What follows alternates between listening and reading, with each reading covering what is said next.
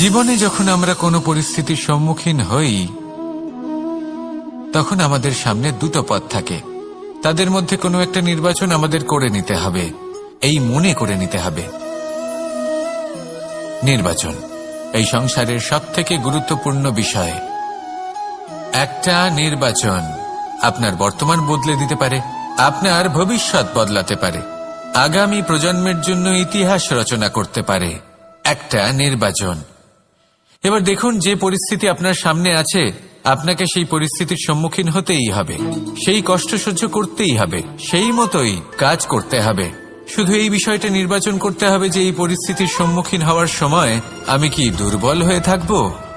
আপনি নিজে সাফল্যের শিখরে পৌঁছতে পারবেন আর এই মন প্রসন্ন হয়ে বলবে রাধা রাধা। জীবনে সবথেকে বেশি মূল্যবান বস্তু কি? ধন, স্বর্ণ, মাণিক্য, আভূষণ? না, এই সব কিছু মিলিয়েও সময়ের এক মুহূর্তের সামনে মলিন হয়ে পড়ে। এক মুহূর্ত যা এক দরিদ্রকে রাজা করতে পারে, যা এক রাজাকেও দরিদ্র করতে পারে। একটি মুহূর্ত যা আপনার আত্মবিশ্বাসকে পর্বতের শিখরে পৌঁছে দিতে পারে, একটি মুহূর্ত যা আপনার অস্তিত্বকে গভীর সাগরে বিলীন করে দিতে পারে। একটি মুহূর্তের খেলা। সবসময় জীবনে সেই ব্যক্তিকে সম্মান করুন, শ্রদ্ধা করুন, যিনি আপনার জন্য সময় বের করে থাকেন। সবসময় সেই ব্যক্তির প্রতি নিষ্ঠাবান থাকুন, যেই ব্যক্তি খারাপ সময় আপনার পাশে দাঁড়িয়ে থাকে। এই সময় সবথেকে বেশি মূল্যবান। আসুন আমার সাথে ভালোবেসে বলুন রাধা রাধা। প্রজাপতি দেখেছেন? কি সুন্দর হয়, তাই না? এই প্রজাপতি, ওদের দিকে তাকালে নিজের অজান্তেই নিজের মুখে হাসি ফুটে ওঠে। কিন্তু এই প্রজাপতি জন্ম থেকেই এমন দেখতে হয় না। জন্ম থেকে এদের কাছে ডানা থাকে না, এরা উড়তেও পারে না। যখন একটি প্রজাপতি জন্ম নেয় তখন প্রথমে ডিম অবস্থায় থাকে সে। আস্তে আস্তে সেই কবচ সে ভেঙে ফেলে, খুব পরিশ্রম করতে হয় তাকে। তারপর কীটের আকার ধারণ করে সে চলতে থাকে। অনেক কষ্ট সহ্য করতে হয়, অনেক পরিশ্রম করতে হয়। তারপর তার রূপ বদলে যায়, তারপরে তার ডানা গজায়, তারপরে সে উড়তে পারে। এই নিরন্তর পরিশ্রমই সাফল্যের মূল মন্ত্র হয়। কখনো কখনো প্রতিভাও কম পড়ে যায় যদি নিরন্তর পরিশ্রম না করা হয়, যদি সমর্পণের ভাব মনে না থাকে, দৃঢ় নিষ্ঠা না থাকে। আর কখনো কখনো সেই ব্যক্তি যার মধ্যে বিশেষ প্রতিভা থাকে না, সেই ব্যক্তি নিরন্তর পরিশ্রম করে, নিজের মনে সমর্পণের বোধ জাগিয়ে তোলে, দৃঢ় নিষ্ঠার সাথে কর্ম করে আর সাফল্য লাভ করে। সেই জন্য আপনি জীবনে যেখানেই পৌঁছে যান না কেন নিরন্তর পরিশ্রম করতে থাকুন, তবেই আপনার ভবিষ্যৎ রঙিন প্রজাপতির মতন গগনচুম্বী হবে। তবেই এই সংসার আপনাকে দেখবে এবং নিজের অজান্তেই এই সংসার নিজের মুখে হাসি ফুটিয়ে তুলবে এবং এই সংসার আমার সাথে ভালোবেসে বলবে রাধা রাধা। যখন আমরা মৌন থাকি তখন আমরা কতটা শক্তি ব্যয় করি, বিন্দুমাত্র নয়। সেখানেই যখন আমরা রুষ্ট হই তখন আমরা কতটা শক্তি ব্যয় করি। আমাদের রক্ত গরম হয়ে ওঠে, চোখ থেকে যেন অগ্নি বর্ষা হয়, আমরা চিৎকার করতে থাকি, জোরে কথা বলি, কখনো কখনো আমরা অনুচিত কর্ম করে বসি। সবকিছুই ক্রোধের বশে করি। এবার এই ক্রোধকে মৌনতায় পরিণত করতে হবে। এই কাজটা চোখে দেখা যায় না, এই কাজ সরল নয়, এই কাজ হলো অত্যন্ত কঠিন এবং এই কাজই শ্রেষ্ঠ। সেই ব্যক্তি শক্তিশালী নন যিনি কথায় কথায় ক্রুদ্ধ হয়ে যান, কথায় কথায় যিনি আক্রমণ করেন। আজ্ঞে না, সবথেকে বেশি শক্তিশালী ব্যক্তি হলেন তিনি যিনি নিজের ক্রোধকে মৌনতায় পরিবর্তন করতে পারেন, যিনি শান্ত মনে পরিস্থিতিকে বোঝেন, তার আকলন করেন আর তারপর বিবেকের দ্বারা সিদ্ধান্ত নেন। তিনি হলেন সবথেকে শক্তিশালী ব্যক্তি। তাহলে সেই ব্যক্তি হয়ে উঠুন আর আমার সাথে ভালোবেসে বলুন রাধা রাধা। পুরাণে আমরা দেখেছি যে মাতা পিতা কতটা মহান হতে পারেন, কিভাবে শ্রী গণেশ নিজের মাতা পিতাকে পরিক্রমণ করলেন এবং পরম পূজনীয় হয়ে উঠলেন। কিভাবে ভক্ত শ্রবণ নিজের অন্ধ মাতা পিতাকে তীর্থযাত্রায় নিয়ে যাবেন বলে নিজের কাঁধে ওনাদের বসালেন এবং বয়ে নিয়ে গেলেন। এরকম অনেক অমূল্য শিক্ষা আমরা লাভ করে থাকি পুরাণ থেকে। কিন্তু এসব কথা হলো পুরাণের কথা। কথা বলা যাক আমাদের জীবন নিয়ে। আমাদের এই জীবনে আমাদের মাতা পিতা কেন আমাদের কাছে এতটা অমূল্য? কেন আমরা ওনাদের এতটা ভালোবাসি?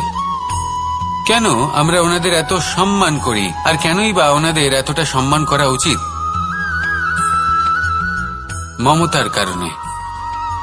মায়ের মনের এক ধরনের মমতা, পিতারও এক ধরনের মমতা। এই দুইয়ের মমতা ভিন্ন, কিন্তু এনাদের দুজনের মমতার কেন্দ্রবিন্দু হলো ওনাদের সন্তান।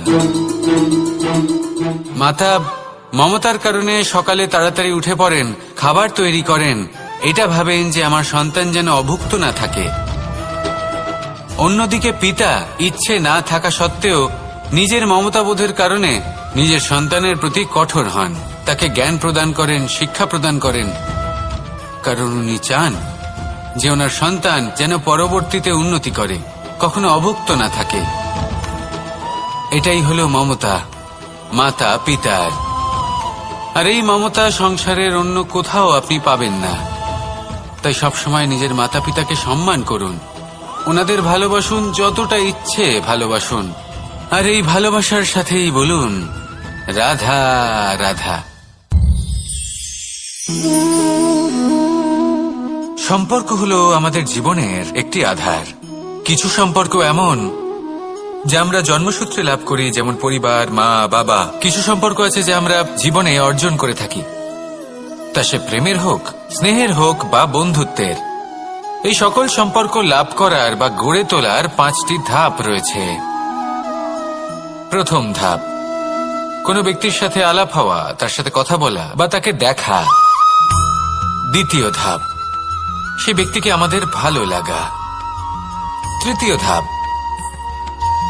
আমাদের এটা চাইতে শুরু করা যে জীবনে এই ব্যক্তি যেন আমাদের বন্ধু হন, আমাদের জীবনে থাকেন, বা আমাদের কাউকে ভালোবেসে ফেলা। আর এটা আমাদের ভাবা বা চাওয়া যে সেই ব্যক্তি যেন আজীবন আমার সাথে থাকেন, আমার জীবনে আমার সাথী হয়ে। চতুর্থ ধাপ, লাভ করা। এবার এই ধাপটি অনেক মানুষের পক্ষেই খুবই সরল হয়, বড়ই সরলভাবে নিজেদের সঙ্গীকে লাভ করে থাকেন। কিছু মানুষের জন্য এই ধাপ অত্যন্ত কঠিন হয়ে থাকে।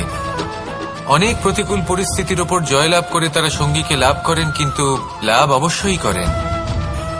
এরপরে আসে পঞ্চম, অন্তিম এবং সবথেকে গুরুত্বপূর্ণ ধাপ। সেটা হলো সেই সম্পর্ক পালন করা। এটা হলো এমন এক বিষয় যা প্রত্যেক মানুষের শেখা উচিত। যদি ব্যক্তি নিজের জীবনে সম্পর্ক রক্ষা করতে শিখে যান, তবে প্রত্যেক সম্পর্ক তার জীবনকে স্বর্গ করে তুলবে। আসুন আর আমার সাথে ভালোবেসে বলুন রাধা রাধা। জ্যোতিষ একটা বিদ্যা, এ হলো একটা বিজ্ঞান। যে নক্ষত্র দশায় আপনি জন্মগ্রহণ করেছেন, যে স্থানে আপনার জন্ম হয়েছে, এগুলো আপনার জীবনের দিশা স্থির করার ক্ষেত্রে গুরুত্বপূর্ণ ভূমিকা পালন করে। কিন্তু যে রাশিতে আপনি জন্ম নিয়েছেন আর আপনার যা নাম স্থির হয়েছে, সেটা আপনার ভবিষ্যৎ নির্ধারণ করবে তা আবশ্যক নয়। রা দিয়ে রাম এবং রা দিয়ে রাবণ, এই দুজনের রাশি সমান ছিল, কিন্তু একজন নিজের শক্তির দুর্ব্যবহার করলেন। স্বর্ণ লঙ্কার অধিপতি রাবণ, চতুর্দিকে বিজয়ী হওয়া সেই ব্যক্তি নিজের পতনের সম্মুখীন হলেন। শ্রীরাম রাবণকে বধ করলেন। শ্রীরাম, যিনি নিজের কর্ম দ্বারা, নিজের পরিশ্রম দ্বারা ঈশ্বর উপাধি লাভ করেছিলেন, 14 বছরের বনবাস ভোগ করলেন, আর যখন বিপদে পড়লেন তখনও নিজের রাজ্যের সাহায্য নিলেন না। বনের মধ্যে নিজে বানর এবং ভাল্লুকদের নিয়ে একটি সেনাবাহিনী গড়ে তুললেন।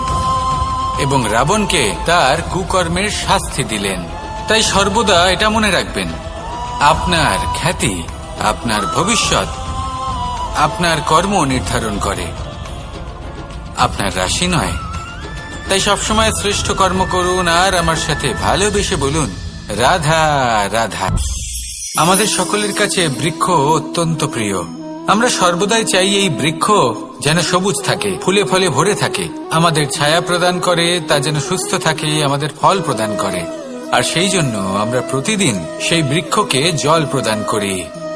কিন্তু কখনো ভেবে দেখেছেন যে জল তো আমরা বৃক্ষের গোড়ায় দিই, তারপরেও এই জল সেই বৃক্ষের প্রত্যেকটি পাতায় ঠিক পৌঁছে যায়? এটা কিভাবে সম্ভব?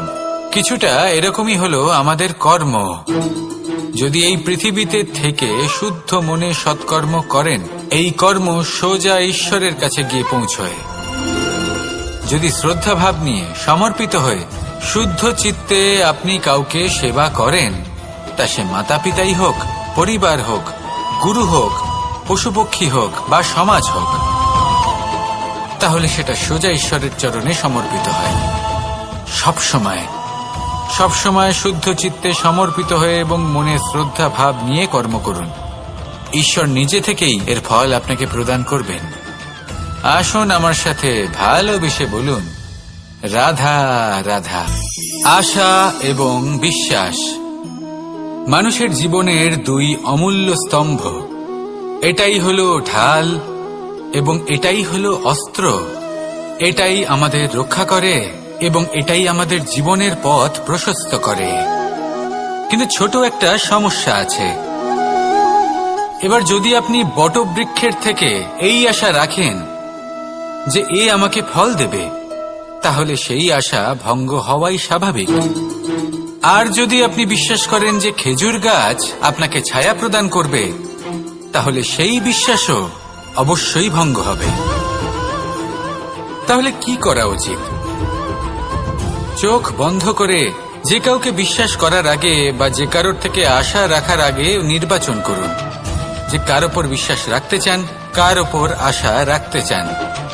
তবে আমি তো বলবো যে বিশ্বাস করতে হলে নিজের ওপর করুন, যে এই সংসারে এমন কোনো কাজ নেই যা আপনি করতে পারেন না। আর শুধু কর্ম করতে থাকুন আর ভরসা রাখুন ঈশ্বরের ওপর, যে উনি আপনার কর্ম দেখবেন আর আপনাকে আপনার কর্মফল অবশ্যই দেবেন, আপনাকে সাফল্য দেবেন। যদি আপনার বিশ্বাস অটল হয়, নিরন্তর পরিশ্রম করেন, তাহলে ঈশ্বর কখনোই আপনার আশা ভঙ্গ হতে দেবেন না। আসুন আর আমার সাথে ভালোবেসে বলুন, রাধা রাধা। যখন মানুষের মৃত্যু হয় তখন কি হয়? অনেক সংখ্যক মানুষ শোক পালন করতে চলে আসেন। যে ব্যক্তি মৃত্যু লাভ করেছেন তার অনেক বস্তু থাকে যেগুলো তার প্রিয়, যেগুলো তিনি ব্যবহার করেছেন। তার শয্যা, তার বস্ত্র, তার আভূষণ সবকিছু তার থেকে বিচ্ছিন্ন করা হয় এবং খালি হাতে তাকে শ্মশানের উদ্দেশ্যে রওনা করা হয়। আমি আপনাকে এই প্রশ্ন করতে চাই, আপনি এই সংসারে কি অর্জন করেছেন? ধন, সম্পত্তি, বস্ত্র, আভূষণ, এই সবকিছু যে আপনি অর্জন করেছেন, আপনার মৃত্যুর পরে তা আপনার থেকে দূর হয়ে যাবে। এর উত্তর হলো একটাই, আপনার কর্ম। শুধু সেটাই আছে যা একান্ত আপনার, আর শুধু সেটাই এই সংসার থেকে চলে যাওয়ার পরেও সংসারেই জীবিত থাকবে। যদি আপনি দুষ্কর্ম করেন, তাহলে এই সংসার আপনাকে একটি অনুচিত উদাহরণ হিসেবে মনে রাখবে যে এই ব্যক্তি খুব পাপী ছিল, অনুচিত কর্ম করতেন। যে পথে তিনি চলেছেন সেই পথে কারোর চলা উচিত নয়। সেখানেই যদি আপনি সৎকর্ম করেন, তাহলে সংসার চিরকাল এটাই বলবে যে খুব ভালো মানুষ ছিলেন, সবাইকে ভালোবাসতেন, সবাইকে সাহায্য করতেন, আমার খুব প্রিয় মানুষ ছিলেন। এটাই হলো শ্রেষ্ঠ কর্ম। সেই জন্য জীবনে শুধুমাত্র ধন, সম্পত্তি, আভূষণ এই সব অর্জন করতে গিয়ে নিজের মনোনিবেশ করবেন না। শ্রেষ্ঠ কর্ম করুন। সংসার থেকে চলে যাওয়ার পরেও এই কর্মই এই সংসারে আপনাকে জীবিত রাখবে। আসুন আমার সাথে ভালোবেসে বলুন, রাধা রাধা। কখনো কখনো অন্ধকারের সাথে লড়াই করার জন্য আমরা প্রদীপ জ্বালাই। এতে প্রথমে সলতে রাখি, তারপর তেল ঢালি, তারপর আগুন জ্বেলে এটা প্রজ্বলিত করি। তারপর একটা সময় আসে যখন এই প্রদীপ নিভে যায়। কারণটা কি? কারণ কি এটা যে প্রদীপের প্রকাশমান হওয়ার ক্ষমতা সমাপ্ত হয়েছে? না, এই যে আগুন আমরা দেখতে পাচ্ছি, এই আগুনের জন্য যে শক্তির প্রয়োজন হয় তা আসে এই তেল থেকে। যদি এই তেল সমাপ্ত হয়ে যায় তাহলে এই প্রকাশ তাও সমাপ্ত হয়ে যায়। আর আমাদের জীবনে এই তেল হলো আমাদের কর্ম, আর এই আগুন আর এর দ্বারা উৎপন্ন হওয়া প্রকাশ আমাদের ভাগ্য। যত আমাদের কর্ম ক্ষীণ হতে থাকবে, আমাদের ভাগ্য সৌভাগ্য কোথাও না কোথাও লুপ্ত হয়ে যাবে। যে উজ্জ্বল ভবিষ্যৎ আমরা চাইছি তা কখনো লাভ করতে পারবো না যদি কর্ম না করি। ঠিক যেমন তেল ছাড়া অগ্নি উৎপন্ন হয় না, তেমনি কর্ম ছাড়া সৌভাগ্য হয় না। আর যেমন কর্ম তেমন ভাগ্য। তাই সবসময় কর্ম করতে থাকুন, কর্ম করা থামাবেন না। আর আমার সাথে ভালোবেসে বলুন, রাধা রাধা। এই শুকনো পাতাটিকে দেখুন, নিষ্প্রাণ হয়ে পড়েছে। কোনো একটা সময় এই পাতাটি একটা গাছের ডালে ছিল। সেই গাছ ওর লালন পালন করত। যখন যখন বাতাস বইত, এই পাতায় কম্পন দেখা দিত, মনকে প্রফুল্ল করে তুলত। কোনো একদিন এই পাতা গাছের ডাল থেকে ঝরে পড়ে গেল।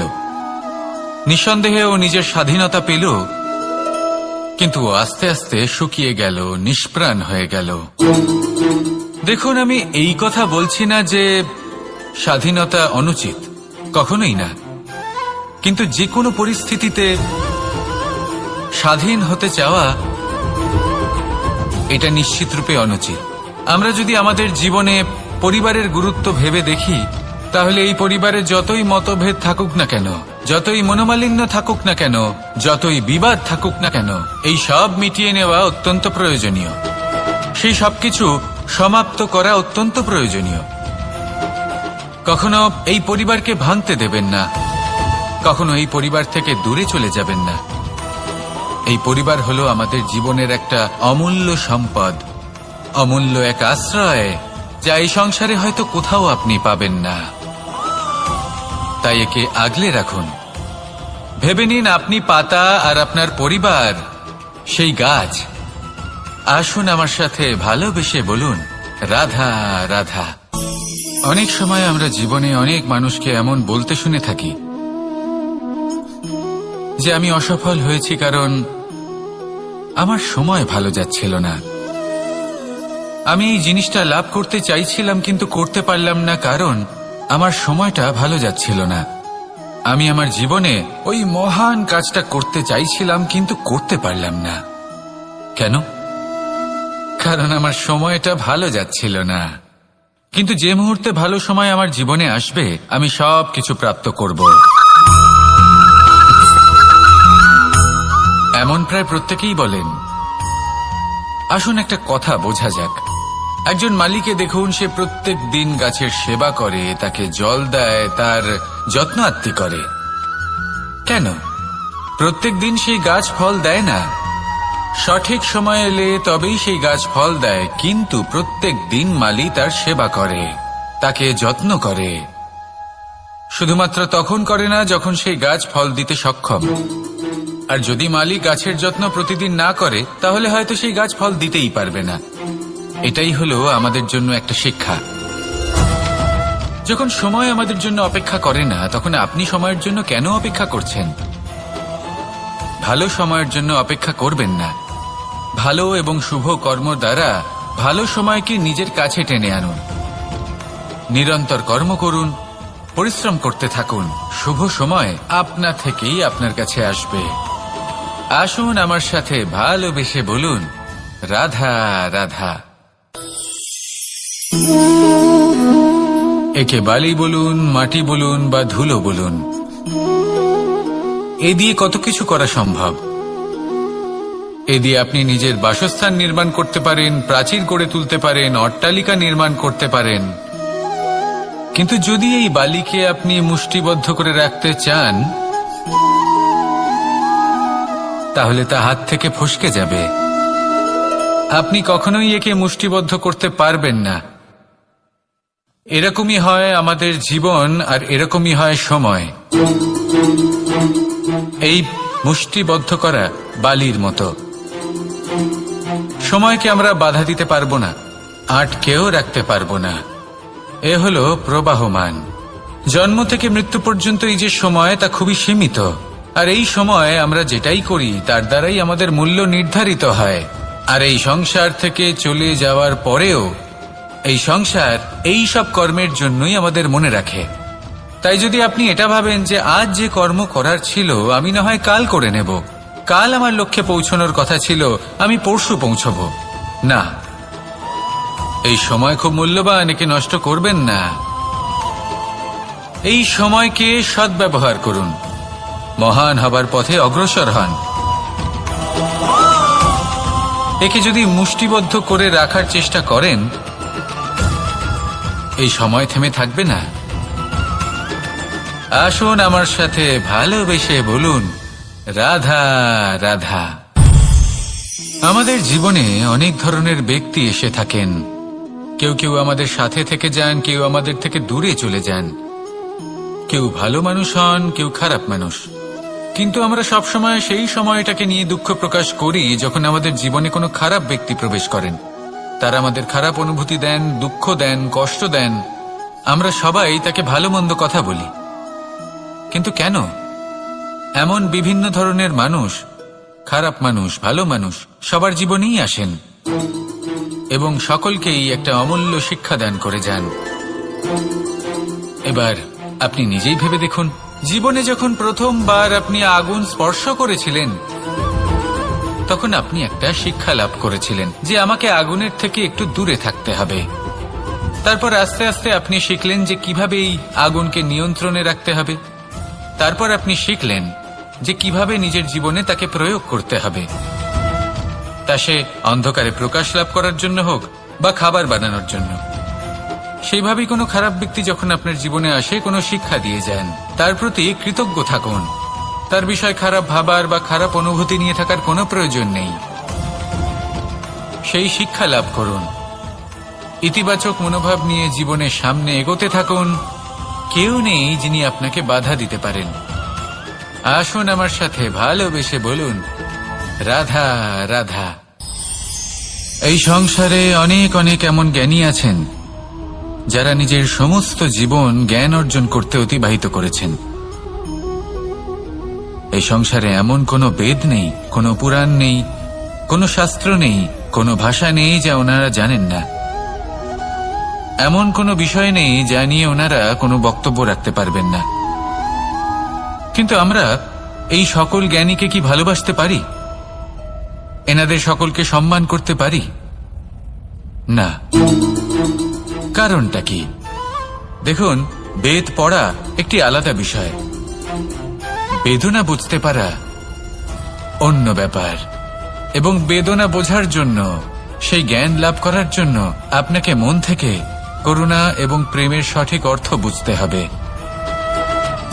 সামনের ব্যক্তির বেদনা বুঝতে হবে, তার যন্ত্রণাকে বুঝতে হবে। তারপর যে জ্ঞান আপনি অর্জন করেছেন বেদ থেকে, পুরাণ থেকে, শাস্ত্র থেকে, তা প্রয়োগ করে তার বেদনার নিবারণ করা, সেটা বেশি গুরুত্বপূর্ণ। সেই জন্য জীবনে শুধুমাত্র শাস্ত্র এবং বেদ পড়ে জ্ঞান অর্জন করতে সময় নষ্ট করবেন না।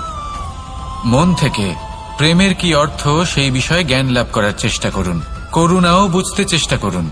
একজন শ্রেষ্ঠ ব্যক্তি হয়ে উঠুন আর আমার সাথে ভালোবেসে বলুন, রাধা রাধা। একটি হাতির শরীরে কত বল থাকতে পারে সেটা আমরা সবাই জানি। একটা প্রহারেই বিশালাকার প্রাচীর ভেঙে পড়তে পারে। কিন্তু সেটা তখন হয় যখন সেই হাতির নিজের শক্তির বিষয়ে কোনো ধারণা থাকে। যদি সেই হাতিকেই বন্দী করে নেওয়া হয় তাহলে সেই হাতি তার পরাধীন থাকার অভ্যাস হয়ে যায়। এই পরনির্ভরশীলতা আমাদের শরীরকে নয়, আমাদের মনকে বন্দী করে ফেলে। আর তার পরিণাম হলো এটাই যে আমাদের নিজেদের ওপর নিয়ন্ত্রণ থাকেই না। যদি নিজের ওপর নিয়ন্ত্রণ না থাকে তাহলে নিজেদের প্রকৃত শক্তির সাথে আমরা কিভাবে পরিচিত হব? সেই জন্য এই সংসারের সব থেকে বড় আনন্দ হলো স্বাধীনতা। এই স্বতন্ত্রতাকে আনুন নিজের বিবেচনায়, নিজের চিন্তা ভাবনায়, নিজের জীবনে। কারোর কথায় প্রভাবিত হবেন না। নিজের বিবেকবোধ জাগ্রত করুন এবং এগোতে থাকুন। যখন এই বিবেচনা স্বতন্ত্র হবে, তাহলে এই মন জীবন স্বতন্ত্র হয়ে উঠবে, আর তখনই নিজের আসল শক্তি আপনার সামনে আসবে। আপনার সাহস, আপনার প্রতিভা আপনি জানতে পারবেন, তখনই জীবনে এগোতে পারবেন। তাহলে আসুন আর আমার সাথে ভালোবেসে বলুন, রাধা রাধা। এই সংসারে যে ব্যক্তিই হোক না কেন, প্রত্যেক ব্যক্তির জীবনে সমস্যা অবশ্যই আসে। এমন কিছু মানুষ আছেন, যদি তাদেরকে জিজ্ঞেস করেন যে এমনটা ঠিক কেন হলো, তাহলে পুরো দোষটা তারা নিজেদের পরিস্থিতির ওপর ন্যস্ত করেন। যে আমি তো এমন একটা পরিস্থিতিতে ছিলাম, আমি কিভাবে কিছু করতাম, আমার কাছে আর কোনো বিকল্পই ছিল না। চলুন কথা বলা যাক মহাভারত নিয়ে। ভীষ্ম পিতামহ, ওনাকে জিজ্ঞেস করা হলো, আপনি এরকম প্রতিজ্ঞা কেন করলেন? উনি বললেন যে আমি পরিস্থিতির অধীন হয়ে পড়েছিলাম, সেই জন্য। এই প্রশ্নটাই যখন অর্জুনকে করা হলো, তখন অন্য একটি দিক প্রস্ফুটিত হলো। অর্জুন নিজের পরিস্থিতির কারণে জীবনে কখনোই বাধা পড়েননি। তিনি সিদ্ধান্ত নিয়েছিলেন সংঘর্ষ করার, সংসারের নিয়মের বিরুদ্ধাচারণ করার। এই সংসারে আপনি যা কিছুই হয়ে উঠতে পারেন, তার সমগ্র শ্রেয় শুধুমাত্র আপনার পরিস্থিতির ওপর চাপিয়ে দেওয়া যায় না। সেটা নির্বাচনের উপর নির্ভরশীল, যে সেই পরিস্থিতিতে আপনি কি নির্বাচন করেছেন। যদি সেই মুহূর্তে ভীষ্ম পিতামহ স্থিরতার সিদ্ধান্ত নিতেন, বিশ্লেষণ করার সিদ্ধান্ত নিতেন যে কি উচিত কি অনুচিত, কারা ধর্মের পক্ষে কারা ধর্মের বিপক্ষে, যদি শুধুমাত্র অস্ত্র হাতে ধৃতরাষ্ট্র এবং দুর্যোধনের বিরোধিতা করতেন, যদি শুধু এটুকু করতেন, তাহলে মহাভারতের মতো মহাযুদ্ধ কখনোই হতো না। সমস্যা সবার জীবনেই আসে, কঠিন পরিস্থিতিও সকলের জীবনে আসে। সেই ব্যক্তি এগিয়ে যেতে পারেন যিনি শ্রেষ্ঠ নির্বাচন করার ক্ষমতা রাখেন। তাহলে সেটাই করুন, আর আমার সাথে ভালোবেসে বলুন, রাধা রাধা। রাধা কখনো কখনো আমার জন্য বড়ই সুগন্ধি আতর নিয়ে আসে, পারিজাত ফুলের মালা নিয়ে আসে আমার প্রসাধন করবে বলে, এবং আমার সব থেকে বেশি প্রিয় মাখন নিজে হাতে বানিয়ে আনে আমাকে নিজে হাতে খাইয়ে দেবে বলে, সবকিছু আমাকে প্রসন্ন করবে বলে। কিন্তু আপনি কখনো ভেবেছেন যে এই আতর কিভাবে বানানো হয়? সহস্র ফুলের পাপড়ি একসাথে পিষে নিতে হয়, তারপরে তার থেকে যে রস নিঃসৃত হয়, সেই রস দ্বারাই আতর তৈরি হয়। অনেক সংখ্যক ফুলকে অসীম যন্ত্রণা ভোগ করতে হয়, তবে তারা আমার প্রসাধন সামগ্রী হয়ে উঠতে পারে। দুধ থেকে মাখন তৈরি করার জন্য কতটা পরিমাণ মন্থন সহ্য করতে হয় সেটা আপনি জানেন। ঠিক সেই রকমই হলো আমাদের জীবনও। বিপদও আসে, কঠিন পরিস্থিতিও আসে, এর সম্মুখীন হতে শিখুন। মনে রাখবেন, আপনি হলেন সেই দুধ যাকে মন্থন সহ্য করতে হবে মাখন হয়ে ওঠার জন্য। মনে রাখবেন, আপনি হলেন সেই ফুলের মতন যাদের পিষ্ট হতে হবে সুগন্ধি আতর হয়ে ওঠার জন্য, যাকেই সংসার পছন্দ করে। কখনো কখনো জীবনে আপনার সাথে খারাপ শুধুমাত্র এই কারণে ঘটে যাতে আপনার শ্রেষ্ঠ রূপ এই সংসারের সামনে আসতে পারে। শুধুমাত্র কঠিন পরিস্থিতি এবং বিপদকে একটা সুযোগ হিসেবে দেখার চেষ্টা করুন। আপনার জন্য এই সংসার বদলে যাবে, সংসারকে দেখার দৃষ্টিভঙ্গি পাল্টে যাবে, আপনার ভাগ্য পাল্টে যাবে, আর এই মন প্রসন্ন হয়ে বলবে, রাধা রাধা। সুখ, দুঃখ, মৃত্যু, মহামারী, এগুলো কখনো বলে আসে না, আবার জিজ্ঞাসা করেও আসে না। এমনই হয় দ্রুত ক্রীড়ার এই খেলায়। এক কারাগারের মতো, একটা মাকড়সার জালের মতো। যেমন একটা মাকড়সার জাল একটা পোকাকে নিজের দিকে আসতে আকর্ষিত করে নিজের চমকের দ্বারা, নিজের গঠন দ্বারা, সেরকমই দ্রুত ক্রীড়ার এই খেলা মানুষকে নিজের দিকে আসতে প্ররোচিত করে। শেষে গিয়ে মানুষ আটকা পড়ে। পার্থক্য শুধু এটাই, যখন এক পোকা এই জালে জড়িয়ে পড়ে তখন সে তার প্রাণ হারায়। মানুষ যখন এই দুটো ক্রীড়ায় আকর্ষিত হয়, সে নিজের মান, নিজের ধন সবকিছু হারায়, নিজের বিবেক হারিয়ে ফেলে। কিন্তু আপনি আপনার বিবেক কখনোই হারাবেন না। যদি আপনার মনে লোভ চলে আসে, আপনি লোভী হয়ে ওঠেন। যদি আপনি দুটো ক্রীড়ার এই খেলায় আটকা পড়েন, তাহলে মনে রাখবেন এই খেলা থেকে ফিরে আসা প্রায় অসম্ভবই বলা যায়। নিজের বিবেক কখনো হারাতে দেবেন না, কারণ বিনাশ আসার প্রথম লক্ষণ হলো বিবেকের বোধ চলে যাওয়া। এই প্ররোচনায় কখনো পা দেবেন না। আর আমার সাথে ভালোবেসে বলুন, রাধা রাধা। বিজয়, বিজয় লাভের জন্য মানুষ কি না করে থাকে,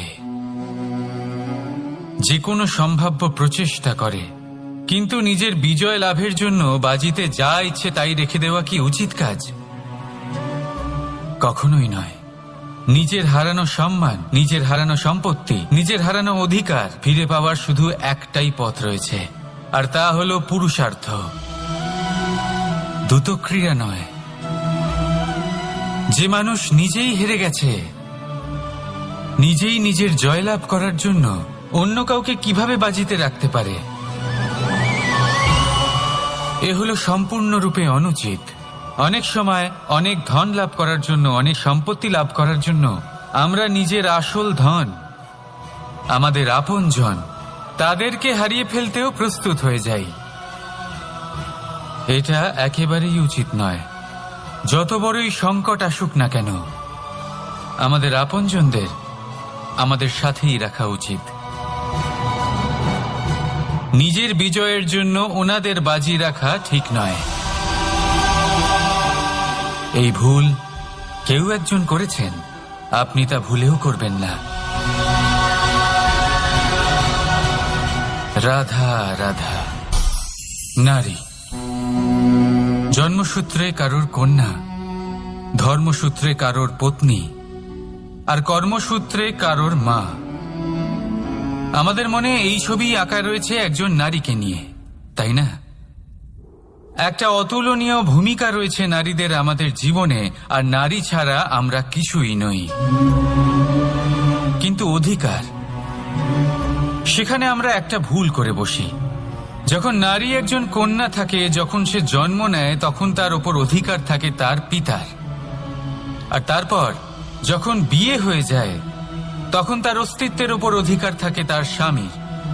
আর যখন তিনি মা হন, তখন নিজেই তিনি জীবনের সমস্ত অধিকার দিয়ে দেন তার সন্তানকে। কিন্তু আমরা কি কখনো এটা ভেবেছি এই জীবন হলো তার নিজের? যে নারী সবার কল্যাণ করছেন, তার জীবনের অধিকারও তার কাছেই থাকা উচিত, তাই না? তার নিজের জীবনের সিদ্ধান্ত সে নিজেই নিতে পারেন, নিজেই নিজের ভাগ্যের রচয়িতা হতে পারেন। আর এর জন্য আমাদের নিজেদের পাল্টাতে হবে, দৃষ্টিভঙ্গি পাল্টাতে হবে। কারণ এই ধারণা সেটা আজ বা কালকের ব্যাপার নয়, এটা ঘটে চলেছে বহু বছর ধরে, আর চলতেই থাকবে যদি আমরা এটা না বদলাই। আর এটা তখনই সম্ভব হবে যখন আমরা নিজেদের মধ্যে পরিবর্তন আনব। তাই আজকের পর থেকে, এই মুহূর্ত থেকে, কোনো নারীর ওপর অকারণ অধিকার স্থাপনের আগে সহস্রবার ভেবে দেখবেন। কারণ যখন নারী নিজের অধিকার কেড়ে নিতে বাধ্য হবেন, তখন শুধু এবং শুধুমাত্র বিনাশই ঘটবে। রাধা রাধা।